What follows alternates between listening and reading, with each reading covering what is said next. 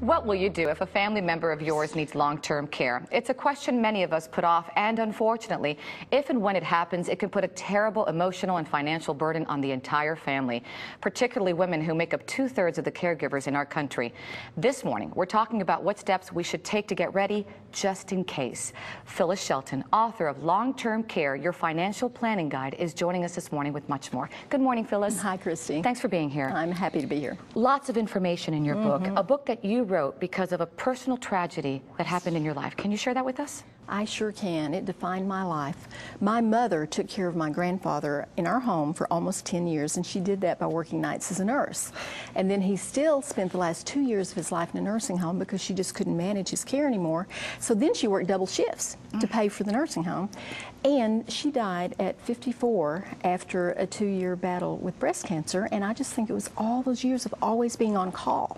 Put a terrible strain on the family, didn't it? So hard, so hard. And there are so many statistics that I read in your book. I picked 4 that I'd like to share with our viewers that were truly alarming. And let me read them one by one. The first one, extended care at home or in an assisted living facility may well be the nation's greatest uninsured need, as only 3% of Americans over age 18 have long-term care insurance. It's the largest health care expense not covered by health insurance or Medicare. Right. Number 3, nationally, the average annual cost for 8 to 10 hours of home care is roughly $70,000 or $190 a day. And finally, and this one startled me, 40% of Americans receiving long-term care are under the age of 65. Under 65. Right. Wow. Anybody can be hit by a drunk driver. Think about it. And when you're in that chronic state, health insurance doesn't cover, and that's when the family has to step up. That's why you write in your book that this is not an age-related problem. All ages need long-term care? Yes. I mean, my mother took care of a parent, right? But I know 2 women, and one story's in my book. Okay. 41-year-old husband, perfect health, massive stroke. And by the time he died, they spent almost everything they had. Another woman, her husband, perfect health, 45 years old, brain tumor. They had long-term care insurance. That was 8 years ago. And, you know, it's hard, but they're going to be okay. That's why you say long-term care insurance is really lifestyle insurance. Can you explain that? Yes, and because it pretty much falls on women, I think millions of women will have their dreams crushed, lose their lifestyle, their career that they've worked so hard to accomplish, because we are just heading into the peak caregiving years. But it doesn't have to happen that way. Families can plan ahead with long-term care insurance. But when you say families can plan ahead, what about if someone says, well, Phyllis, that sounds really great, but right now I'm saving every penny I have because times are tough. Right. How do I plan? Well, right now, there's a wonderful new thing in the country in over 40 states. It's the Partnership for Long-Term Care.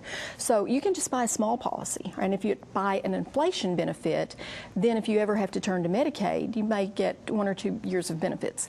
Then you can protect the assets equal to the benefits paid out, and then Medicaid will take care of you, but you'll have the choices of being private pay as long as possible.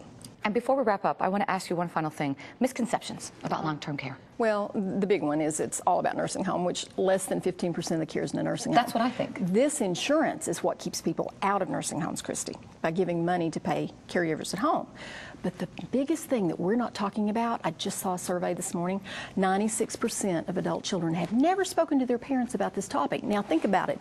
Your parents, if they're insurable, your parents, Christy, have to have long-term care insurance because it's your lifestyle that you're talking about. And you know what's funny? They're always saying to me, I don't want to be a burden to you and your brother. Right. And yet we don't talk about long-term care insurance. And you know what? Pay the premium. Pay the premium if you have to. You can come up with $200 or $300 a month or split it with your brothers and sisters. But if you had to come up with $5,000 a month and that cost is projected to triple in the next 20 years, how many could do that? So it's really important. It's critical. It's critical. It can really change your life so dramatically, can it? And on a global scale, taxes, if the baby boomers hit Medicaid, but I care about mostly the individual family unit. Right. This insurance, long-term care rips the family apart. This insurance holds families together by giving them resources to take care of each other and love each other forever. And on that note, I want to thank you so much for being here. Thank you. Great information. And for a checklist on how to shop for a policy or to read her book, just go to her website at ltcconsultants.com.